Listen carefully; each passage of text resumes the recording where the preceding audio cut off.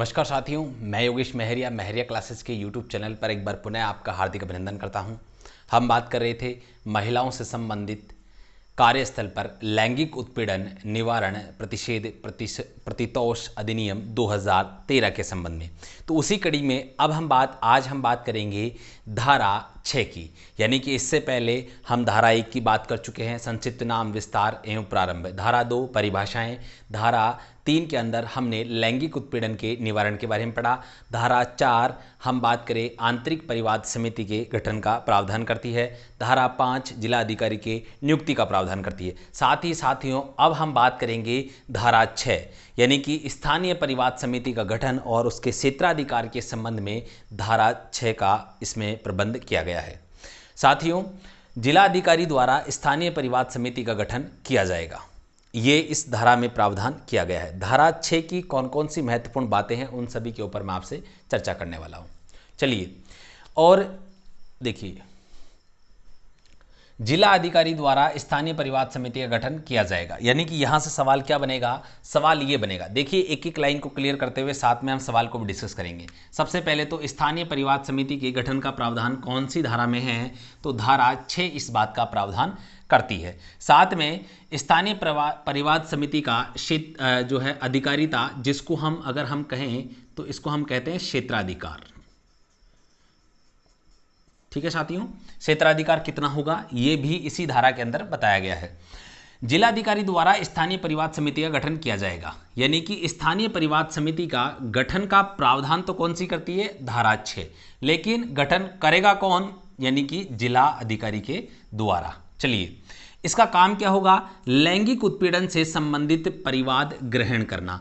परिवाद का अर्थ है शिकायत, यानी कि किसी भी प्रकार का लैंगिक उत्पीड़न से संबंधित कोई भी शिकायत यदि किसी महिला के द्वारा की जाती है तो वो इस समिति द्वारा ग्रहण की जाएगी।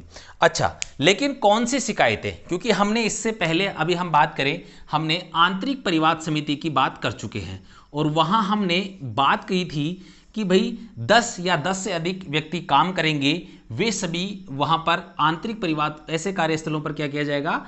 आंतरिक परिवाद समिति का गठन किया जाएगा। लेकिन इसे हम बात करें स्थानीय परिवाद समिति में जस्ट विपरीत है। ऐसा कार्यस्थल जहां 10 से कम कर्मचारी कार्यरत हो। देखिए, काफी इंपॉर्टेंट है, 10 से कम कर्मचारी कार्यरत होने के कारण आंतरिक परिवाद समिति का गठन नहीं किया गया हो, आंतरिक परिवाद समिति का गठन नहीं किया गया हो, यानी कि जहां पर भी 10 से कम कर्मचारी काम करेंगे वहां आंतरिक परिवाद समिति का गठन नहीं किया जाएगा। इसलिए ऐसी कार्यस्थल पर यदि किसी महिला का लैंगिक उत्पीड़न होता है तो उसकी शिकायत सीधे किससे की जा सकती है? स्थानीय परिवाद समिति से।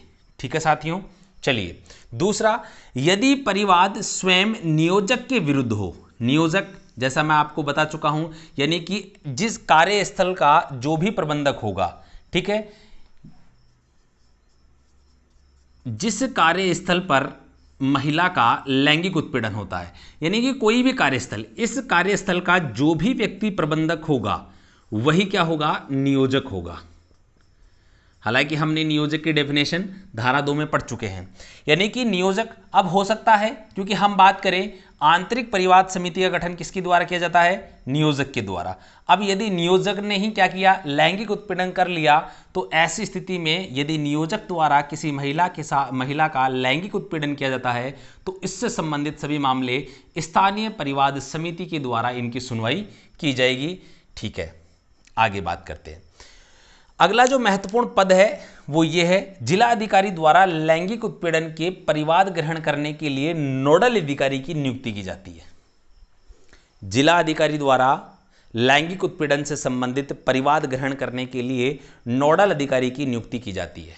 नोडल अधिकारी कहां कहां होगा? ग्रामीण क्षेत्र में तो यदि हम बात करें तालुका और तहसील पर होगा, और शहरी क्षेत्र में यदि आप बात करें तो वार्ड एवं जो आपकी नगर पालिका है वहां पर इसकी नियुक्ति की जाएगी।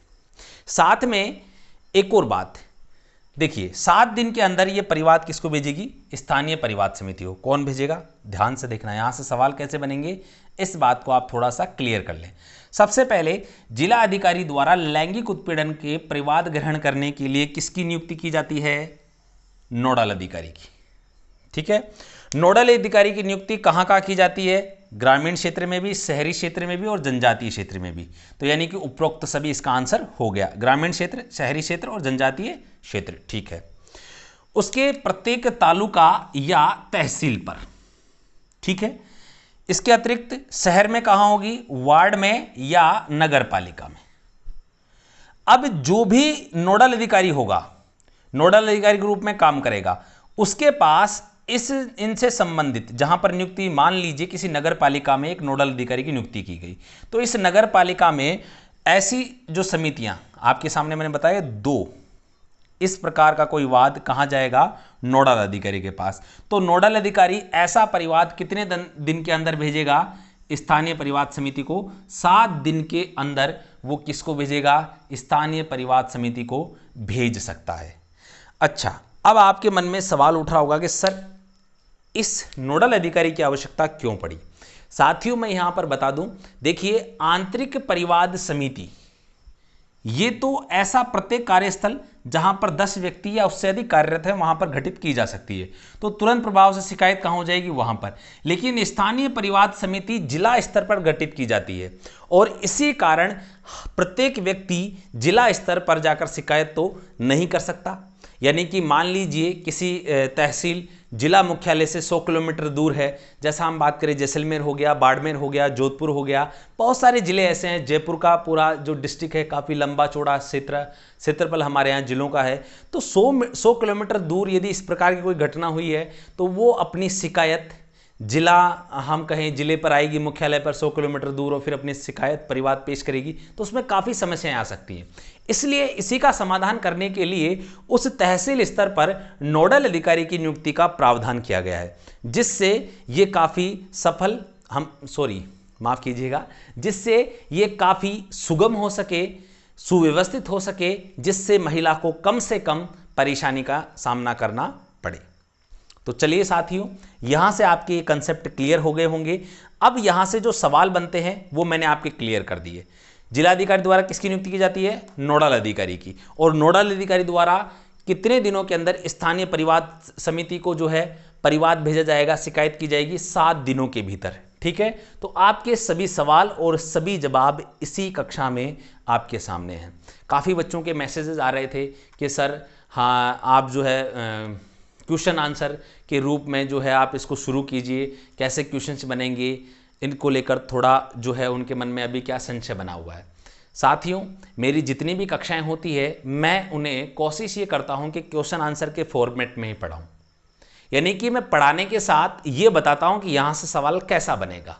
इसका कारण यही है कि आपको कहीं से अलग से कि कैसा क्वेश्चन बनेगा कैसा नहीं बनेगा इतना ज़्यादा इधर उधर भटकने की आवश्यकता नहीं है। आपको सीधा टू द पॉइंट कंटेंट याद रखना है और उस चीज़ को समझना है। जितने सवाल बनते हैं मैंने आपके सामने बना दिए और यही सवाल हूबहू आपके पास एग्जाम में आने वाले हैं।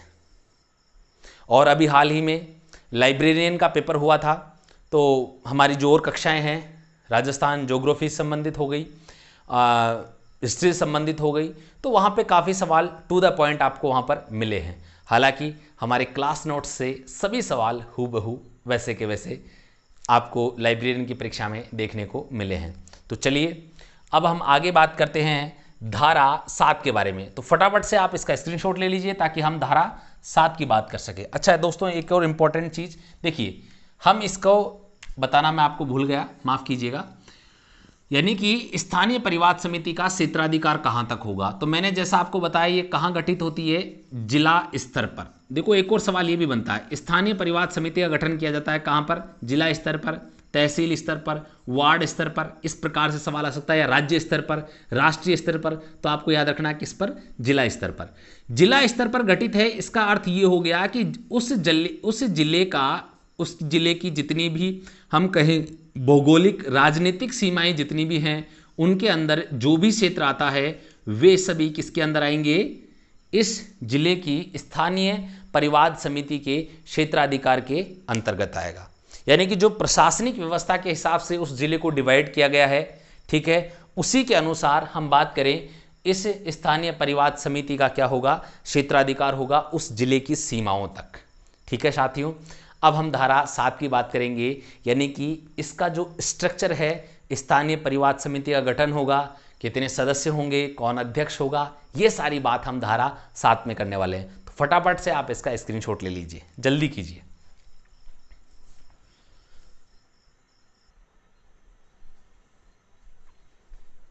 धारा 7,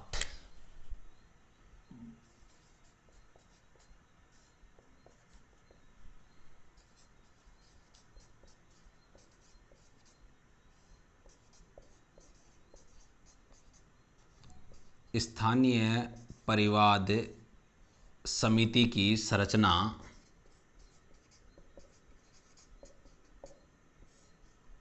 स्थानीय परिवाद समिति की संरचना, कार्यकाल,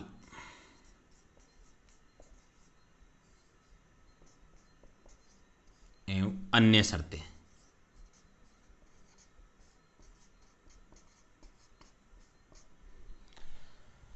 ठीक है,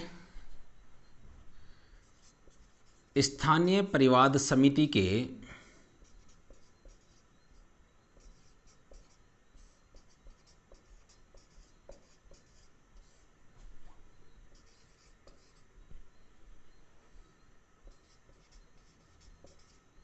सभी सदस्य जिला अधिकारी द्वारा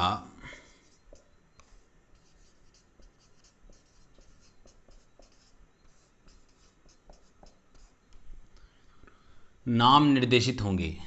जिला अधिकारी द्वारा नाम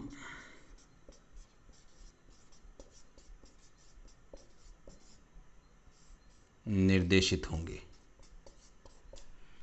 ठीक है, अब इसकी जो सदस्य संरचना है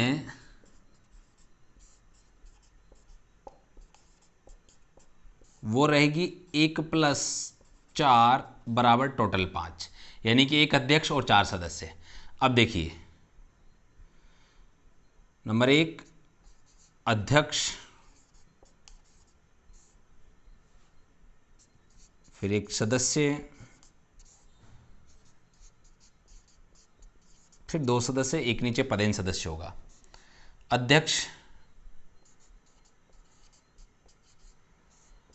समाज की प्रतिष्ठित महिला,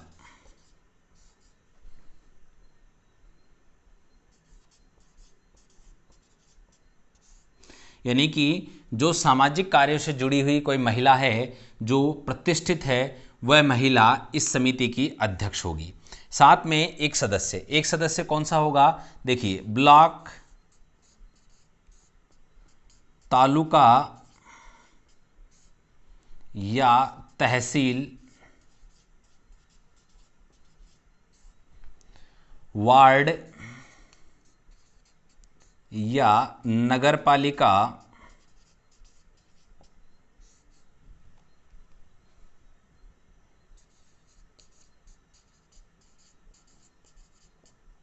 महिला कर्मचारी।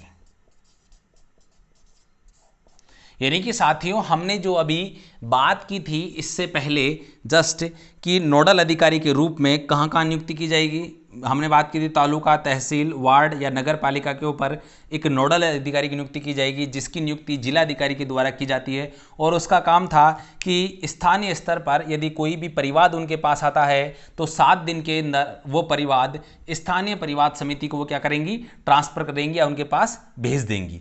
ठीक है, तो उससे वहां पर जो हमने बात की थी नोडल अधिकारी के रूप में, ठीक है, जो महिला कर्मचारी है, एक तरीके से हम यहाँ बात कर सकते हैं कि कोई महिला अगर वो नोडल अधिकारी के रूप में कार्य कर रही है तो वो महिला यहाँ पर क्या होगी, सदस्य होगी। ठीक है, आगे हमने बात की थी 2 सदस्यों की। चलिए इसको थोड़ा सा हम नीचे लिख लेते हैं, क्योंकि 2 सदस्य,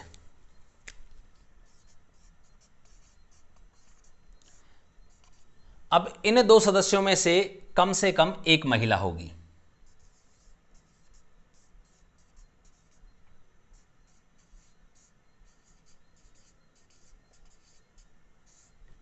ठीक है, कम से कम क्या होगी, एक महिला होगी। माफ कीजिएगा, यहां आप लिख लीजिए कम से कम एक महिला होगी।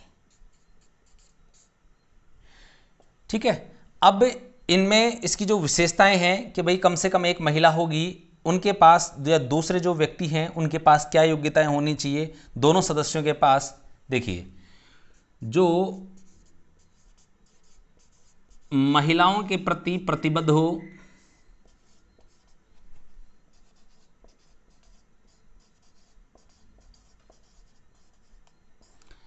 साथ में एनजीओ से जुड़े हों और साथ में विधिक ज्ञान हो।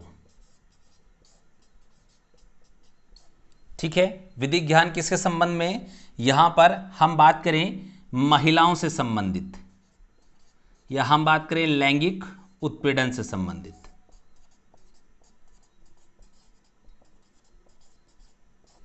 ठीक है साथियों, तो आपके सामने ये क्लियर हो गया। इसके बाद में एक और इसी के अंदर एक पदेन सदस्य की भी नियुक्ति की जाती है। देखिए, इसमें जो एक महिला होगी उसका भी हम थोड़ा सा यहां पर लिख लें। एक महिला जो अनिवार्य रूप से होगी उसका हम बात करें, कम से कम उसका एक प्रावधान ऐसा है कि वो SC, ST, OBC,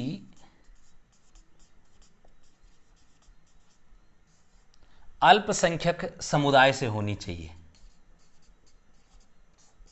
ठीक है, इसी बात में आगे एंड में नोट डालकर प्रावधान किया गया है कि भाई जो महिला, कम से कम एक महिला होगी दोनों में से, ठीक है, जो महिलाओं के प्रति प्रतिबद्ध होगी, एनजीओ संबंधित होगी, विधिक ज्ञान रखती होगी, उनमें से हम बात करें SC, ST, OBC और अल्पसंख्यक समुदाय, इनमें से किसी से भी हो सकती है। याद रखिएगा, काफ़ी सारी बुक्स में ऐसा लिखा हुआ है कि केवल ST, SC दे रखा है। आपको विशेषतः याद रखना, जो हम बात करें भारत सरकार द्वारा जो राजपत्र प्रकाशित होता है उसमें कार्यस्थल पर महिलाओं से लैंगिक उत्पीड़न निवारण प्रतिषेध प्रतितोष अधिनियम, जैसा कि भारतीय संसद ने इस अधिनियम को पारित किया गया था, उस अधिनियम में मुख्य रूप से यहाँ पर ये चारों बात लिखी गई है। तो आपको याद रखना है, SC, ST, OBC एवं अल्पसंख्यक समुदाय में से किसी भी वर्ग की एक महिला यहाँ पर कम से कम क्या करेगी, इस समिति के अंदर सदस्य के रूप में कार्य करेगी। ठीक है, अब इसके बाद में हम अब अंत में बात करेंगे पदेन सदस्य के रूप में।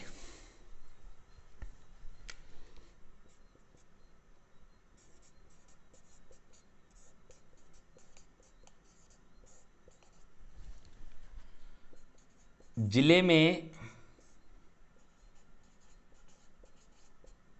महिला बाल विकास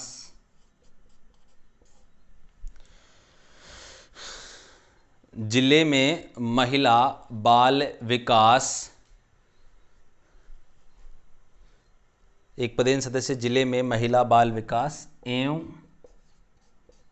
सामाजिक कल्याण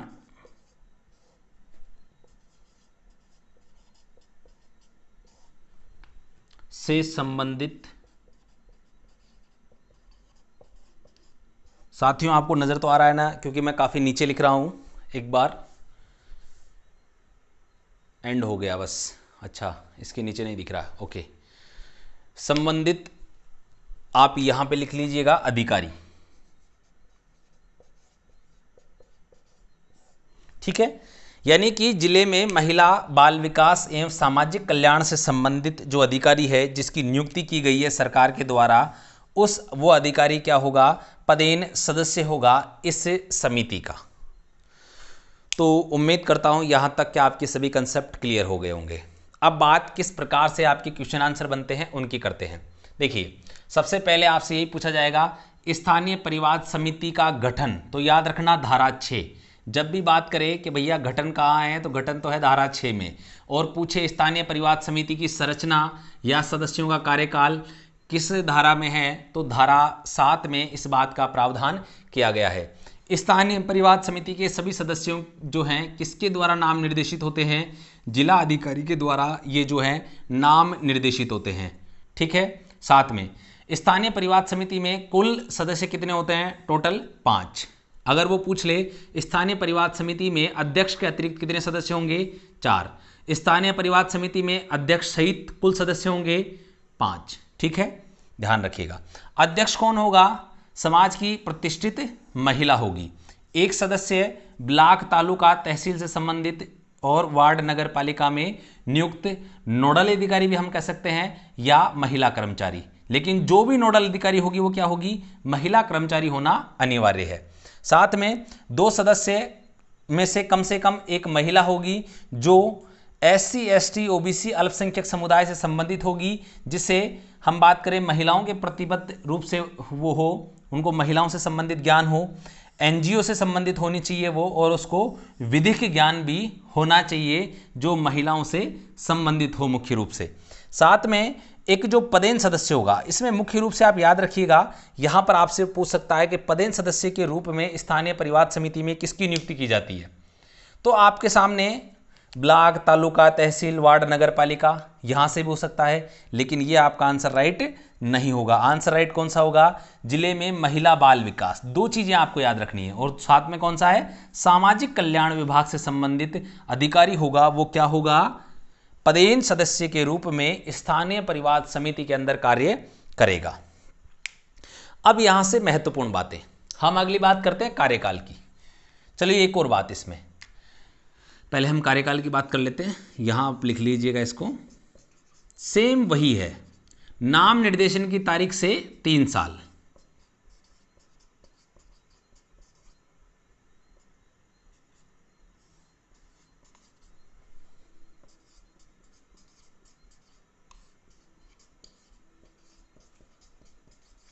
ठीक है साथियों, इसके अतिरिक्त यदि हम बात करें तो यहां पर आपको एक और चीज याद रखनी है, कम से कम महिलाएं कितनी होंगी, 50% से अधिक महिलाओं का होना आवश्यक है, यानी कि आधे से अधिक महिलाएं भी, इस समिति के अंदर भी आधे से अधिक जो है महिलाएं होंगी। ठीक है साथियों, तो उम्मीद करता हूं यहां तक कि इस हम समिति की हम बात करें, आपके सभी कंसेप्ट जो हैं आपके सारे क्लियर हो चुके होंगे। तो चलिए साथियों, अब हम बात करेंगे धारा 8। तो धारा 8 में कुछ भी नहीं है, मैं आपको सीधा बता दूं, हम बात करें ऑडिट, जो आपकी लेखा परीक्षा है उसके बारे में बताया गया है। अनुदान एवं लेखा परीक्षा जो होती है, जो हम बात करें सरकार के द्वारा इन समितियों के ऊपर जो खर्चा होता है, जो पैसा आता है, कहाँ कितना खर्च हुआ, कैसे हुआ, किसको अनुदान दिया, किसको मदद पहुंचाई, इस प्रकार से जितना भी ये पैसा सरकारी उपयोग में लिया जाएगा, उस सभी की ऑडिट धारा 8 के अनुसार प्रावधान किया गया है। तो धारा 8 हमारे लिए अधिक महत्वपूर्ण नहीं है। अब हम बात करेंगे धारा 9 के बारे में।